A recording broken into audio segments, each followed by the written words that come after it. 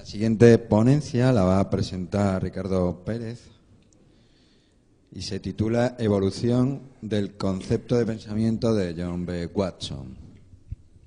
Tienes la palabra, Ricardo. Gracias. Bueno, muy buenos días, buenas tardes.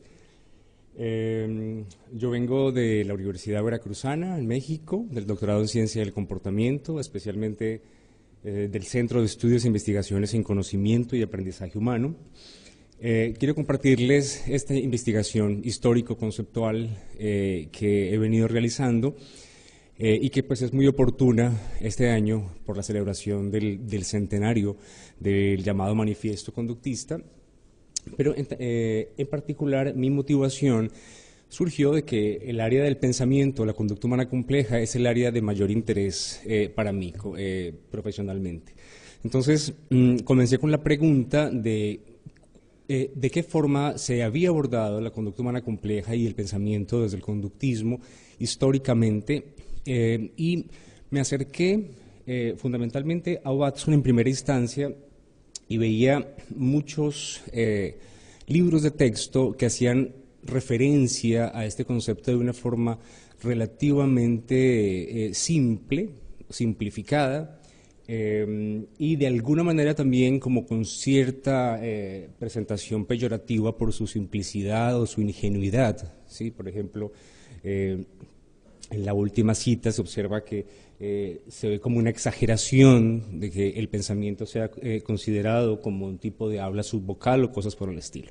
Entonces, la forma más común como se presenta el concepto de pensamiento en Watson en los libros de texto es tal cual, como habla subvocal.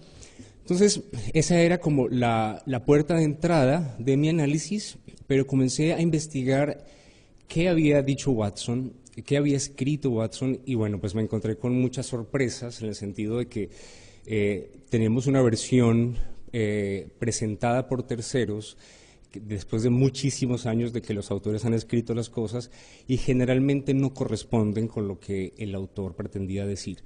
Entonces, aquí no es que no corresponda, sino que es parcialmente cierta, está muy simplificada. Es decir, toda la evolución del concepto de pensamiento que la primera referencia es de 1913 y la última está en 1924, o en la reedición del Behaviorist de 1930, pues tuvo en esos 17 años todo un trabajo de elaboración que es la que quiero compartirles.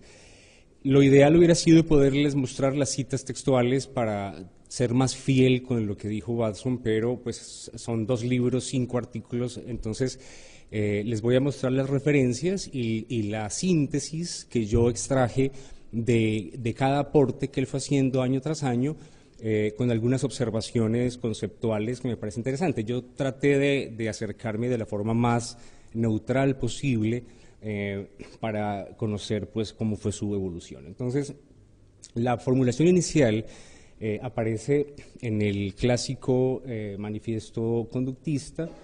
La cité porque esta es una nota al pie que se encuentra en el artículo, no lo dice en el cuerpo del texto, pero creo que ahí recoge lo fundamental de su concepción de pensamiento. Creo que vale la pena leerlo simplemente porque es como el punto de partida. Hay algunos extractos, hay algunos puntos suspensivos que indican que se omitieron algunas oraciones. Yo creo que la hipótesis de que todo lo relacionado con los así llamados procesos superiores de pensamiento procede en términos de restablecimientos casi imperceptibles del acto muscular original, incluyendo el habla, que se integran en sistemas que responden en orden serial, mecanismos asociativos. Esto hace que los procesos reflexivos sean tan mecánicos como el hábito. Son contracciones ligeras del sistema muscular implicado en el ejercicio abierto del acto consumatorio y especialmente en los sistemas musculares más finos implicados en el habla. La imaginería llega a ser un lujo mental, si es que realmente existe, sin significancia funcional. Si el procedimiento experimental justifica esta hipótesis, tendremos en las manos fenómenos tangibles que podrían estudiarse como material conductual. La solución del problema espera el advenimiento de métodos y aparatos. No hay procesos reflexivos iniciados centralmente. El individuo siempre está examinando objetos, en un caso en el sentido aceptado y en otro sus sustitutos, es decir, los movimientos en la musculatura vocal. Entonces, básicamente esto se ha interpretado como habla subvocal porque es el texto más citado de Watson respecto al pensamiento. Y aquí yo planteo 4 observaciones. En primer lugar, es claro que para Watson el interés fundamental es el desarrollo de una ciencia natural, pero el primer objetivo que tiene es la traducción entre lenguajes, es decir, cómo lo que en el lenguaje tradicional de la psicología podía verse o entenderse en términos de la ciencia que estaba proponiendo. Esto lo asumió fundamentalmente proponiendo al pensamiento no como un proceso de una naturaleza distinta, sino como un proceso sensoromotor en la laringe. Y para él esto significaba que era verbal. Es decir, ser verbal significaba ser un hábito laríngeo.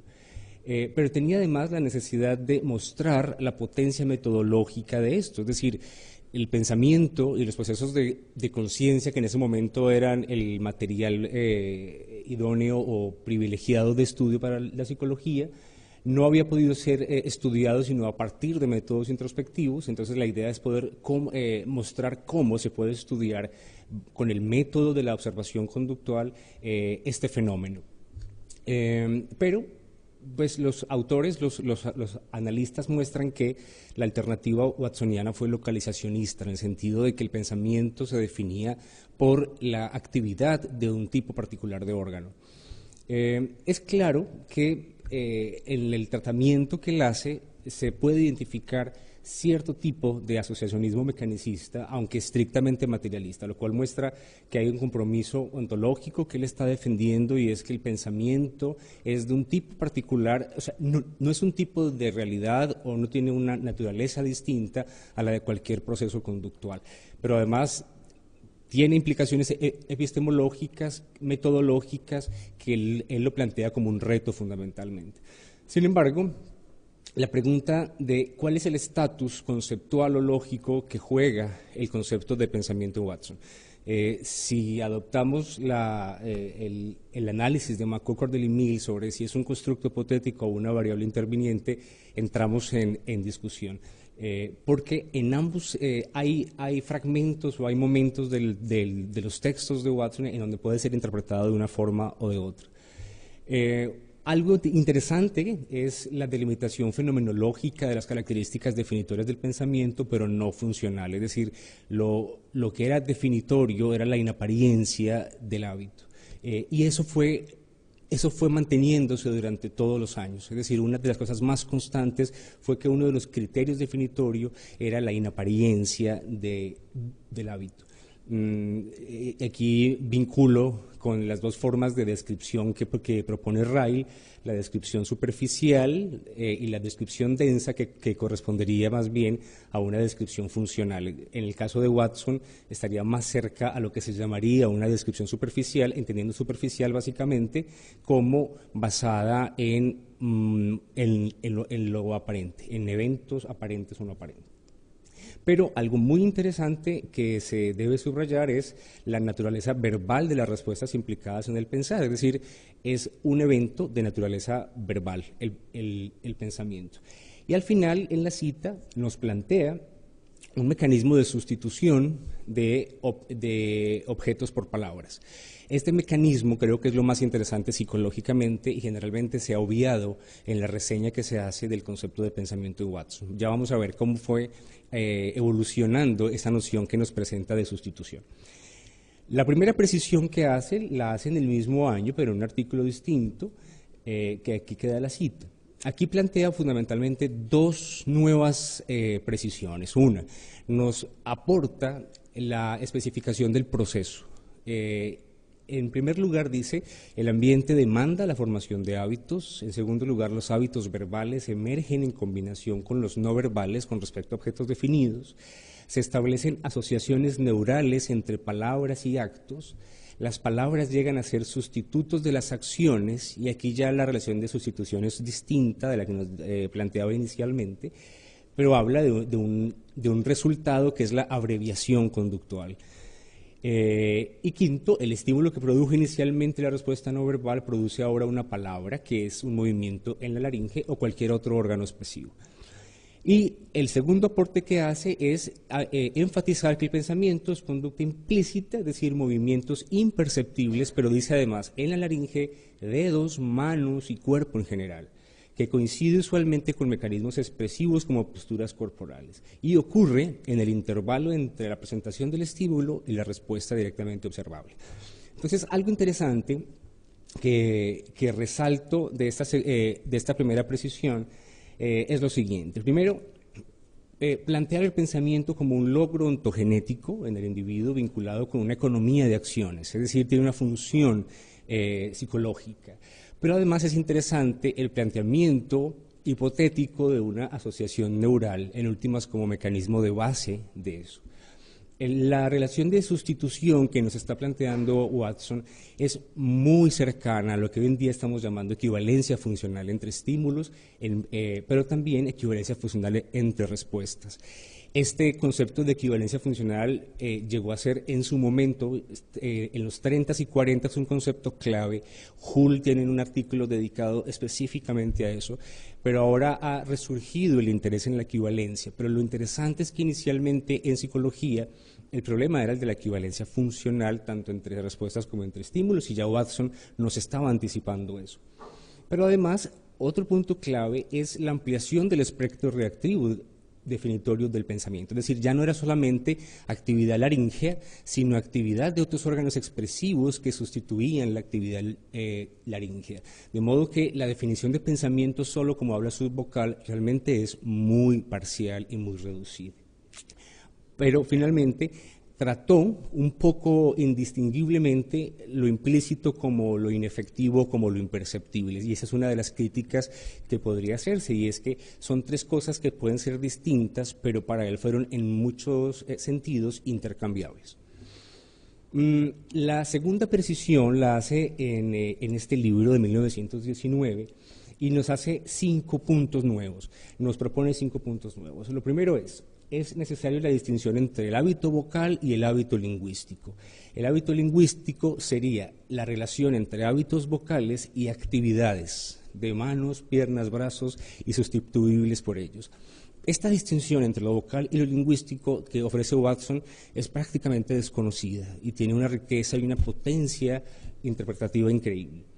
Él dice y señala que la actividad lingüística humana es fundamentalmente de naturaleza social, que las palabras son respuestas, pero pueden llegar a ser también estímulos para otras acciones, que el pensamiento es un hábito implícito, no necesariamente laríngeo, y esto es lo que más se omite fundamentalmente, y nos propone una primera tipificación del pensamiento. Dice, hay formas de pensamiento, es un mismo proceso, pero las formas están definidas en términos de los propósitos o las tareas, por ejemplo, forma lógica, forma rutinaria, forma constructiva o forma lúdico-emocional.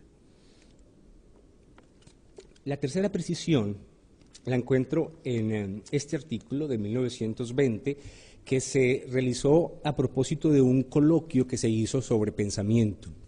Él recibió muchísimas críticas de lo que había escrito hasta ahora y en este artículo responde a esas críticas. Y nos ofrece 6 puntos nuevos.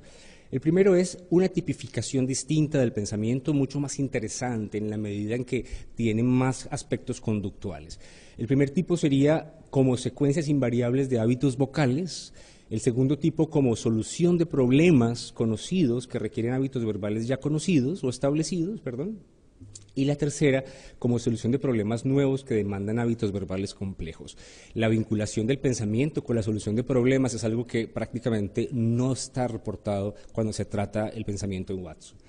El segundo punto se excusó de forma explícita por dar a entender en sus textos que el pensamiento era solo habla subvocal.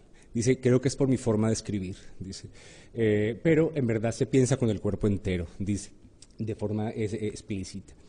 Ahora introduce una expresión completamente nueva que no estaba antes y que posiblemente, y queda completamente no tratada, y es el concepto de ajuste intelectual. Entonces, distingue entre ajuste intelectual y pensamiento. Y vamos a ver cuál es esa distinción. El ajuste intelectual se completa cuando resulta un juicio o acción observable como consecuencia del proceso de pensamiento que hace inoperativo a un estímulo inicial. Entonces, lo interesante es que el ajuste intelectual incluye al proceso de pensamiento en Watson. Cuarto, la inferencia por lo pronto era el único medio disponible para poder dar cuenta del pensamiento. Los reportes verbales se podían utilizar aunque no eran confiables.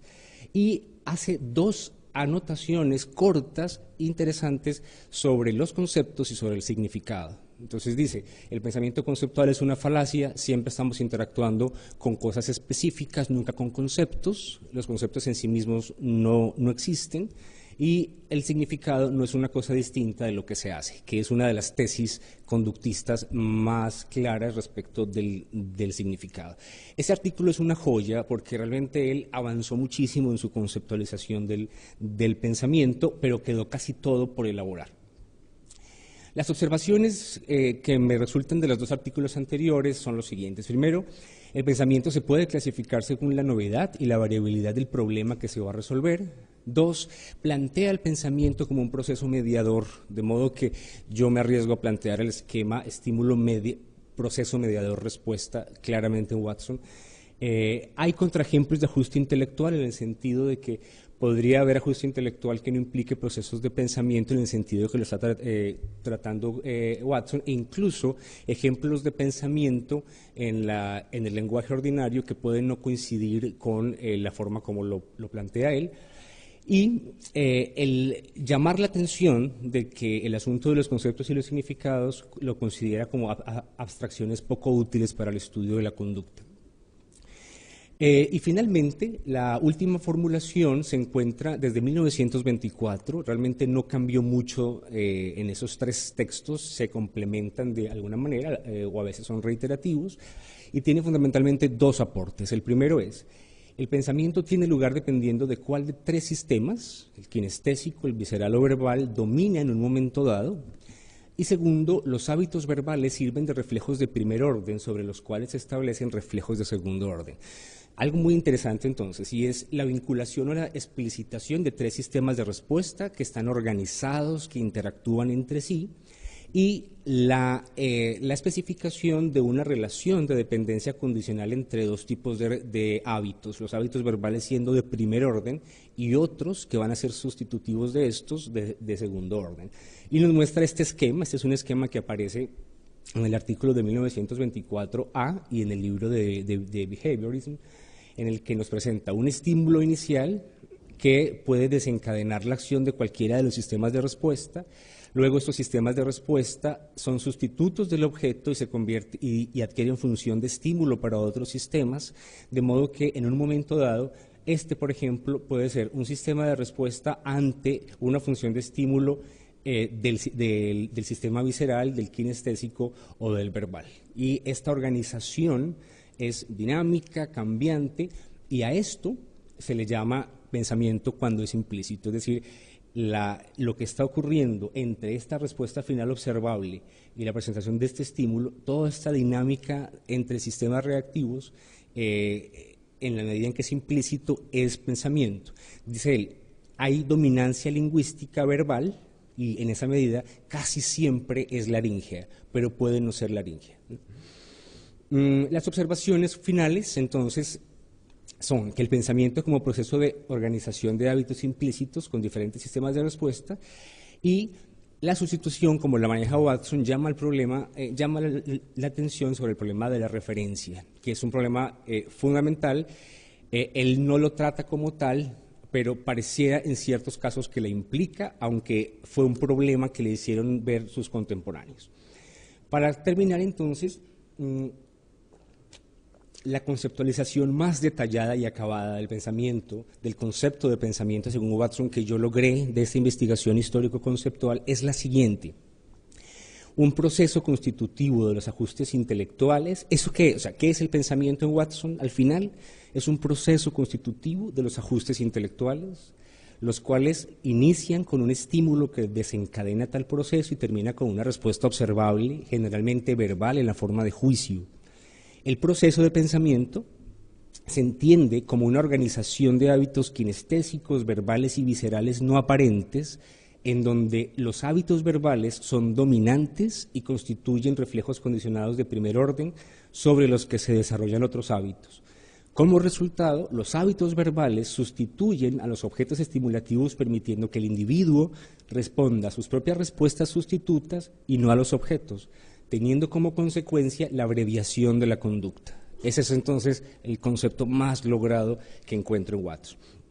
¿Qué me llama la atención? Estos 4 puntos. El primero, el concepto se transformó, pero se mantuvo constante 3 cosas. 1, su naturaleza motora.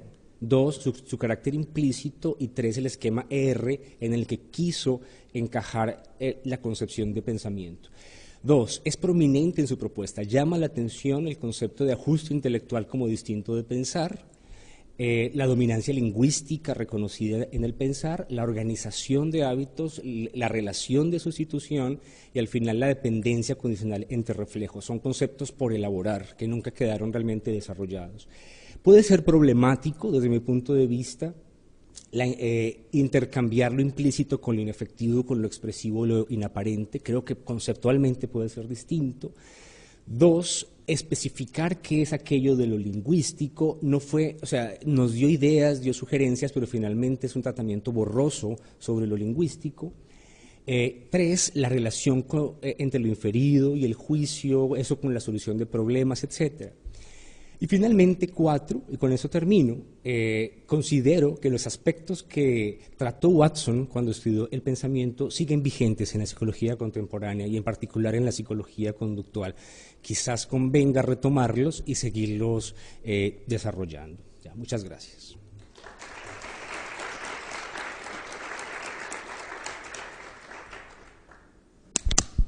¿Alguna pregunta? Tiene que ser rápido porque ya vamos un poco pillados de tiempo. Considerando tu exposición, ¿tú qué piensas? No pensarías, sino ¿qué piensas ahora mismo de lo que es pensamiento?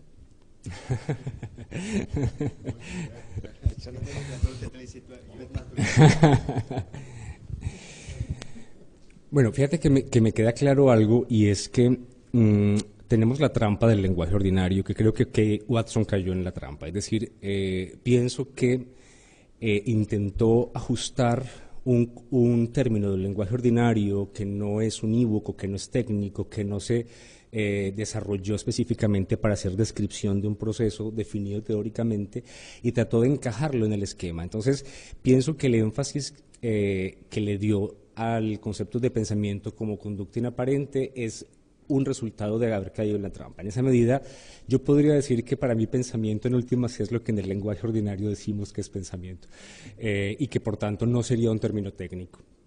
Quizás estaría más interesado en lo que Watson llamó ajuste intelectual, es decir, procesos conductuales que implican fundamentalmente el lenguaje sobre el lenguaje, pero eso no necesariamente coincide con pensamiento. Podemos usar de múltiples formas la palabra pensamiento. Entonces creo que mi mejor respuesta es: pensamiento es lo que en el lenguaje ordinario decimos que es pensamiento, ¿sí?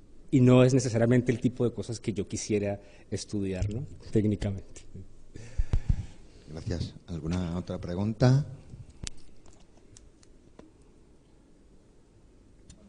Si no hay más preguntas, si no, también se las podéis hacer luego, que supongo que Ricardo también os atenderá. Claro. En cualquier momento.